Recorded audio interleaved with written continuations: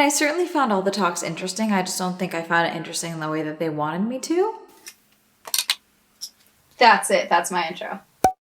Hi, I'm Amanda, you're watching Swell Entertainment. Today we're talking about Nassummit put on by Nas Daily here in Los Angeles that I went to yesterday. We are also currently in my new apartment, which currently has nothing in it really. And that is why I look like I am either coming to you from what is probably like a ransom demand video, a proof of life, or that one frat guy you dated in college's bedroom. That's what this looks like right now, but this will be my office. Eventually there will be furniture. And in doing that, there's also a really bad echo right now, which I'm hoping the mic will be able to deal with, but who knows? There's gonna be a little bit of growing pains for a little bit while I get this place really dialed in and set up for you guys. But really quick, let me tell you about the sponsor for today's video, Squarespace. If you wanna have your own super cool website for whatever you want, just like I do with swellentertainment.com, Squarespace is the one-stop shop for you. You can build quite literally anything that you want with flexible website templates with the help of Fluid Engine to help you personalize it however you want. You can run email campaigns, update or start your online store and help you run it, or even set up a gallery for your social media posts or your work. Go to squarespace.com for your free trial, and when you're ready to launch, go to squarespace.com/swellentertainment to get 10% off your first purchase of a domain or website. Thank you to Squarespace for sponsoring this video. But I wanted to talk about Nassummit because I wasn't going to. I was really just going to do a short form video, and then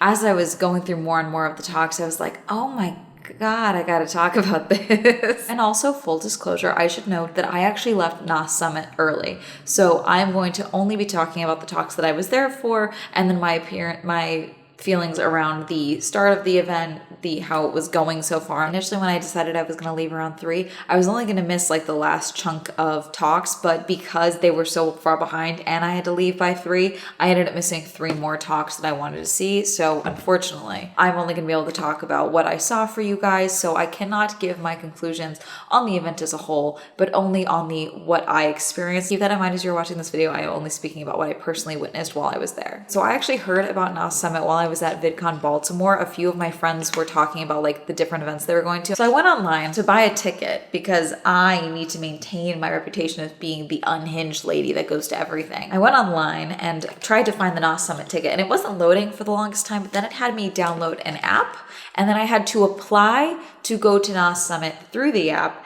And then once I was accepted, I also paid for a ticket, which was $100 for the one-day event. And someone's gonna be like, that's a lot of money. For a summit like this, typically summits cost more money. $100 for a summit is frankly nothing in comparison to other summits that I have been to. Now, there's a bunch of different things about what makes summits, more financially affordable, like applying for student discounts or student scholarships or volunteering and things like that. But as far as attending these things, $100 is pretty reasonable, especially because they gave us some croissants and pastries in the morning, as well as coffees, drinks throughout the day, and a full lunch time and a coffee break time in the schedule as well. So considering how much you get out of the day, I think that that's a fairly reasonable price point for what it's at. As far as Nas Daily content itself, the whole thing about Nas Daily is that Nasir spent 1,000 days posting at least 1-minute videos for that entire time and blew up in that time. With 110 members, we reached 3.2% of the world's population, 20 billion video impressions, 60 million followers,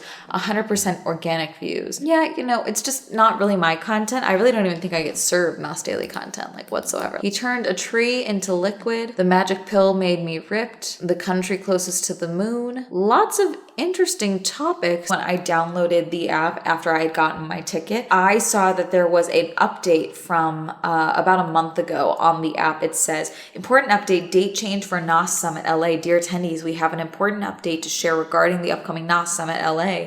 Due to unforeseen circumstances, we have made the decision to reschedule the date of the summit. Previous date, September 30th. New date, October 7th. It was at, like I said, Bike Shed Motoco. So like pulling up, I was like, am I at a motorcycle club meetup? Like what is going on? There are a lot of bikes. I just thought that Nas Daily had like a very large biker fan base or something that I was missing. Maybe Nas Daily does. I have no idea. It's a space that you can rent, and it's like a big warehouse space that just happens to be next to like a motorcycle club location. No idea what I'm walking into, but I found a $5 per hour lot. And the closest one is $10 per hour, so I'm glad I walked. But now I'm Walking. Nassummit, let's go. I got there probably around right at 10, frankly. And that was when the event was supposed to open. It did not open on time, but registration was simply me walking up and showing the app to show that I had been approved to have a ticket. They gave me my lanyard with said attendee that I wrote my name on, that it's already smudging. I do like the double-sided lanyards. That's kind of classy. And then they gave me the schedule, the agenda as well. And they had pastries out for us, coffees, waters, things like that, and a bunch of different little photo setups as well. Like I mentioned at the opening, I wasn't sure if I was going to do a short or a long form, so a few of the video clips for this are going to be short form oriented. I apologize. I did not think this was going to be what it was. We pivot on this channel. Filming the filmers. I got you. We ended up going inside about 25 minutes past the actual start time. And then it was around a few minutes later when the opening started with Matt Keston and Cass Aragon. They were both dressed like Barbie and Ken from the Barbie movie, which is an interesting choice, and I don't exactly understand what the plan with that was. Maybe I missed that explanation at the end. Fun, high up energy, upbeat. A few things with them that I think we can talk about a little bit later, but we'll get to that as we go through the actual lineup of things as well. So it was just an opening. Nasir went into why he wanted to do Nassummit and bring creatives together. Made a big deal about how everyone in this room wants to create content or is interested in creating content or working with creators. So much of this is going to be me being a hater, but I don't like family channels. I don't. I think it's pretty exploitative. I think you're giving your child a digital footprint before they even understand what that means and the ramifications of that at a young age. And I also think that if you don't have a separate bank account set aside for your child for at least a good chunk of the money for when they appear in sponsorships and videos, I think you are stealing from your child. Okay? The good rule of thumb for family content is to ask yourself, would the audience exist if the child was not there? If the answer is no, it means you're using your child. Jordan Matter. He has 28 million followers on YouTube. His talk was how to make millions without spending millions. Most successful old YouTuber in the world. Now, what made me very uncomfortable with his talk was that the evidence was right there and we were just kind of supposed to look over it. You see, Jordan is a photographer, and he started making photography videos. He has a photo that changed his life, apparently. And as he was getting the shot with his dancer, an adult dancer, in New York, another person came up and snapped a photo and posted the photo online, both of them. Jordan only got so many likes. The other person was Casey Neistat. Like, who's Casey Neistat? And how's he getting 20 times my likes? Well, turned out he was a massively popular YouTuber. And it's at that point that I realized the future is video. Started doing just different videos and things like that, but he talks about some of his more viral videos, and the switch is very clear, where he started working with young dancers, young girl dancers. And one of you is going to be like, well, you know, why does your mind have to go there? Because the numbers don't lie. When you look at, you know, the content in general, I think that it's a very clear shift, the engagement rates, when you start featuring adult dancers and you start featuring child dancers. If you see that jump, it's not just for funsies, you know, it's not just because the algorithm decided to start showing your videos to little girls when you are allegedly the most successful old YouTuber in the world. Shows like a bunch of different like videos of like dancing poses and things like that, like a bunch of poses in 60 seconds or something. Talks about how he needed the dancers to get views, and he talked about how, like, see, this video got a lot of views, but like we had to have Addison Rae in it, and Addison Rae is younger than me even, and at the time, this was a few years back now. I don't know. I think it's a very clear distinction. And then at some point, he basically gave his channel to his daughter and started featuring his young daughter a lot more. So Jordan Matter, so it's his channel, but his daughter is the face of the channel. Guess the fake couple. I tried 100 weird Amazon products featuring Brett Rivera. I built a secret room to hide from my dad. Let's look at some older videos. Let's go oldest. Jordan Matter headshots behind the scenes with Dancers Among Us. Dancers Among Us in Chicago. Years and years of dancing content. And as he started doing more adult ballerinas, he did a lot of stuff with dancers. Incredible ballerina pose. How did she do that? 10-minute photo challenge shut down the mall. Ballerina phonobombs Lincoln Center for epic 10-minute photo shoots. And a lot of these are adult dancers. Dance Moms, Eliana W takes 10-minute photo challenge, and you can just see Eliana's photo challenge, 6.9 million views. And then ballerina photo bombs Lincoln Center wears a 500,000 views. So I think that you can't look at those numbers and not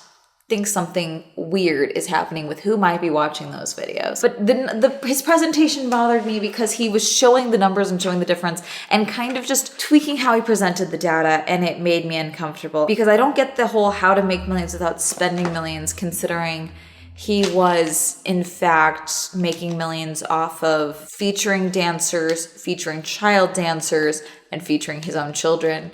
So I don't know. It gives me skeevy vibes. Next, why Snap will give you the most money, from Brooke Berry, who is head of creator development at Snap. Brooke talked about a bunch of different things about what's going on with Snap, including the value of creating content on Snap, how they are able to monetize stories. They're able to monetize stories on Snapchat by putting ads in between different story posts as you are scrolling. Kind of like how TikTok, when you're scrolling this way, you can see an ad that pops up. Basically, they're just putting ads in the middle of stories, and that's making creators get into that basic creator fund. If there is a point where I'm able to get monetized on that, I won't lie, I will swap over Instagram stories over and start just doing that same type of content over on Snapchat, frankly, because I use that quite a lot and Instagram doesn't pay me dick. But if I'm able to also, get that information to you guys, and I'm able to make a few extra bucks a month doing that, then that kind of makes the most sense to me as a businesswoman. What I thought was interesting though is that Brooke talked about a few different examples of creators that have become monetized on Snapchat that they have basically given monetization to, because two of the ones that she said were not at monetization level. You have to have like 50K followers, like something crazy on Snapchat, in order to be eligible for making money in that way. And yet two of the examples she said, one of them had like 800 followers, the other one had like 1,400, but she like kind of gifted them the monetization and then they became popular. So I don't know. I would have maybe chosen different examples because I don't think it's a good idea to show that like the people you cherry picked are the ones that are making the most money or doing the best, because it shows that like getting to that threshold is actually pretty difficult. You know what I'm saying? Now, again, we are behind schedule at this point. I think by the end of it, we were 40 minutes behind schedule in total by the time I left, if not an hour. Basically, even during the opening and all of that, because we were in LA, they decided that they wanted to give out Disney tickets, okay, to winners and things like that. And so they did a couple of different games and different ways to win Disney tickets throughout the day. Now, I might just be, again, thinking of just getting through the event and keeping things on time. But I feel like once things are at 40 minutes past the start time of when they're supposed to actually be, you trim off some of the little extra fat and you reorient. So for example, at the opening, we were already behind schedule, but I get it. You want to get the crowd on your side. You want to get them going because they've been sitting outside in the hot, hot sun for 30 minutes past when they were supposed to. They did a game where they got everyone in a giant conga line, and it just got to a point where it was like a very chaotic game of Snake. Fun vibes, I'll give them that. Then everyone gets back to their seat and they decide they want to do the giveaway. So they decided to do Name That Song. So they would play a small clip from a Disney movie and you would have to say what movie it came from. And then once you did that, then you got to go on stage for the chance to win the Disney ticket. Now, they ended up playing the song YMCA and doing a Sing That Next Line type of thing. And apparently no one knows the words to YMCA that was on stage because only one dude got it and he got the ticket. Whatever, get it going. I get it, crowd starter. Okay, but eventually I think it comes to a time where you just kind of nudge that down a little bit later. I believe it was after lunch or before lunch, I'm not sure exactly the time frame, but they also decided to do a talent competition where they brought a bunch of people on stage to do a talent show to win the ticket. Now, of course, a child was on stage. He did breakdancing. He won. He's a child, obviously. Understandable.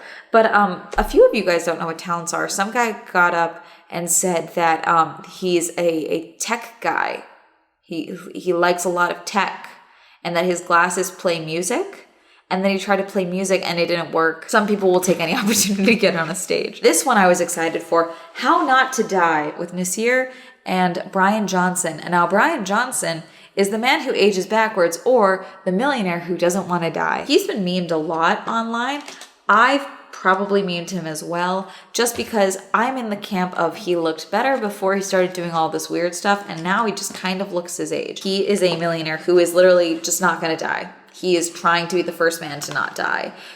He does things like blood infusions with his son, which he'd kind of addressed, but not really. But the way they did it this way is that he was kind of having a conversation with Nasir, which is probably smart because frankly, Brian has a lot of rehearsed answers is my understanding, but I don't think he has like, he's not a very good off the cuff. Not that everyone needs to be good off the cuff, but like when you're on stage at a summit that people paid for, I don't know. I think there should be a little more planning in that. But I mean, I guess there was planning because he had rehearsed answers, but he was wearing a shirt that just said, "Don't die."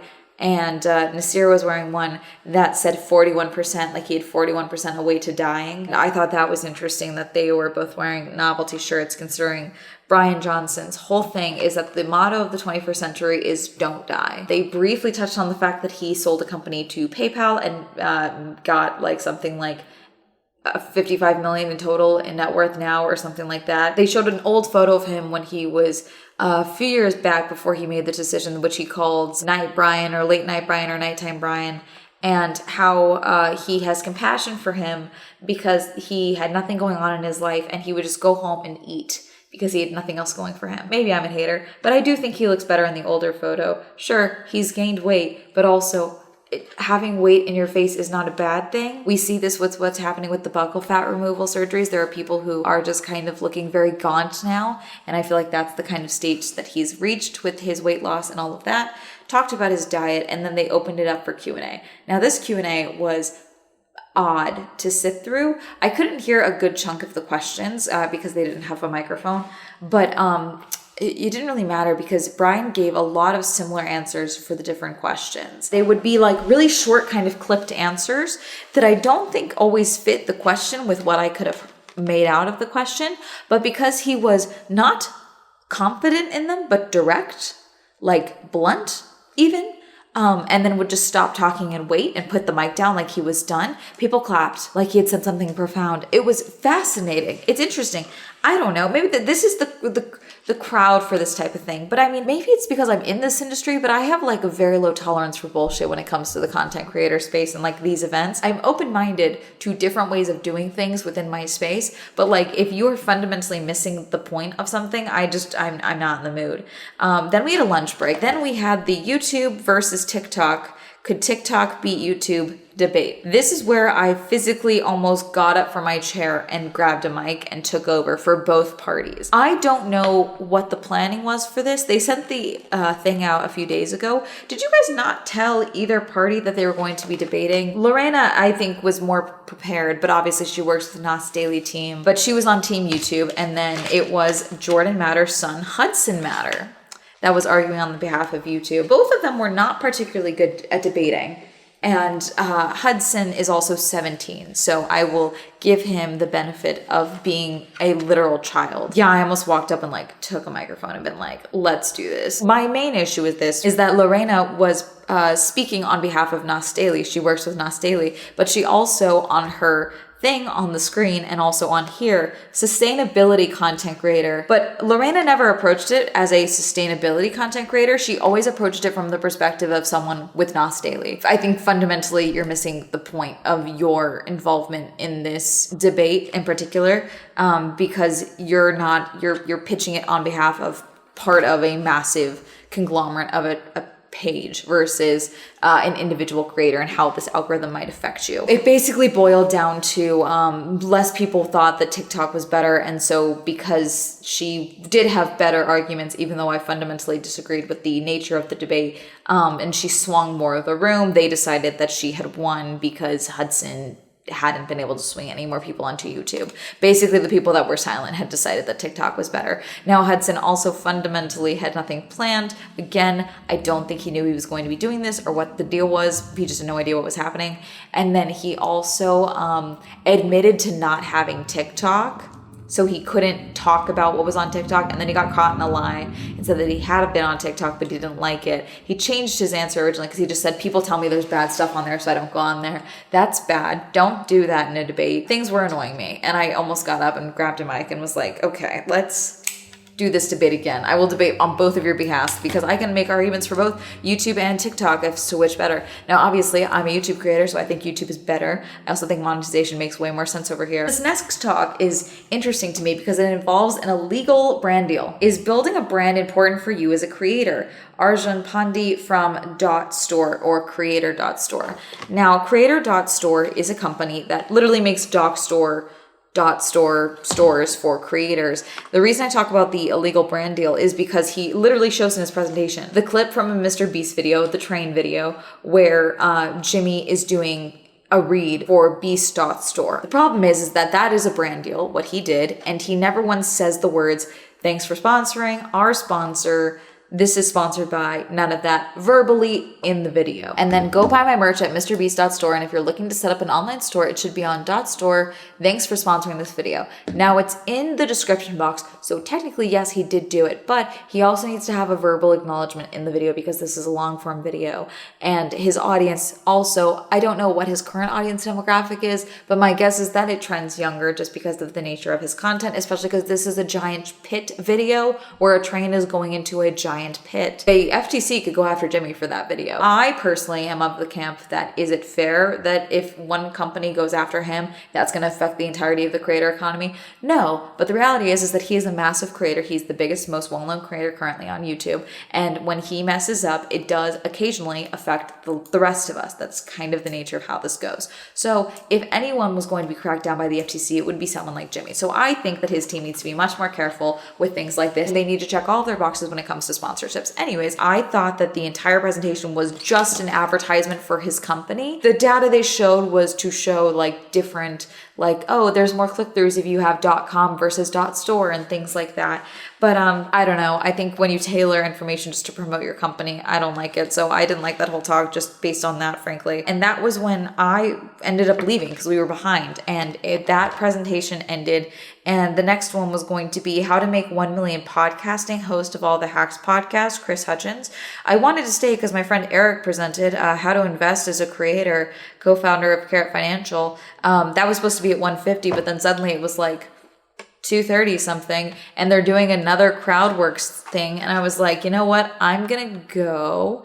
They did a whole thing where like they were going to do, I believe they called it the Mexican wave, their words. They had us all stand up, and me and Amanda from Insider both got up and left during that because she had to go too. And I had to go and get stuff done. And I was just like, we're behind schedule. Like I can't, originally I was going to leave 2 hours early, and instead I had to leave with like probably 3-4 hours left. And so it's like, at that point, I don't know. I feel like you just start trimming off some of the crowd work so that you get back on track. If someone's like, okay, but they had the Disney tickets, they had to give those out. A few of these presentations had Q&As at the end. Have the speaker pick which questions they liked and give them the Disney tickets. You can make it even a subtle thing at the end. I think that's fine. This information is valuable to a lot of the people in that room, and I don't want to discount that just because it doesn't apply to me or I have issues with some of the speakers that were chosen or things like that. I don't think that completely invalidates the purpose of the entire event, which is to make creating and things like that a little more accessible to people or to share different stories with a crowd like that.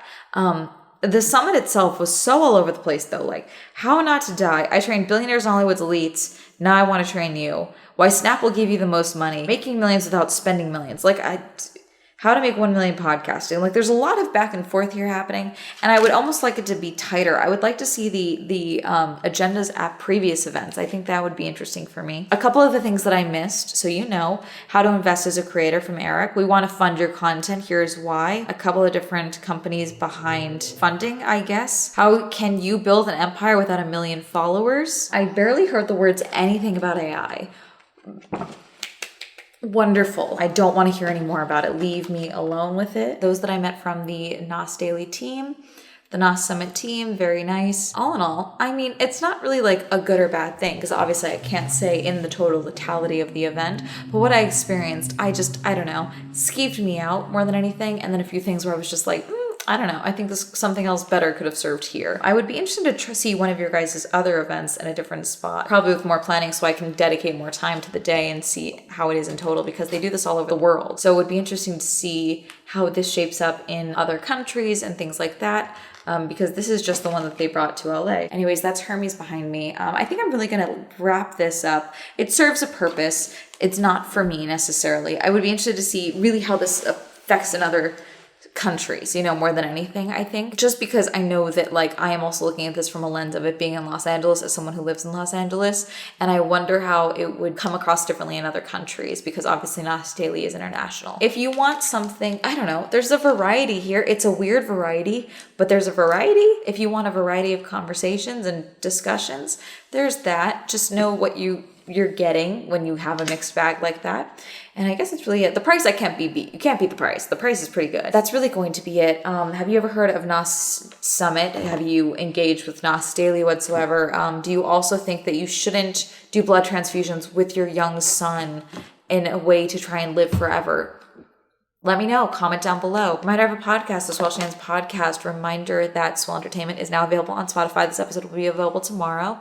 Reminder, I have merch. I don't know if there'll be a merch design for this. Probably not. What if it just says die instead of don't die? Shout out to my patrons. Thank you so much for supporting my Patreon. If you'd also like to support me on Patreon, level down below. Like to follow me on social media. That'll be up here. And that's going to have a lovely day. Goodbye.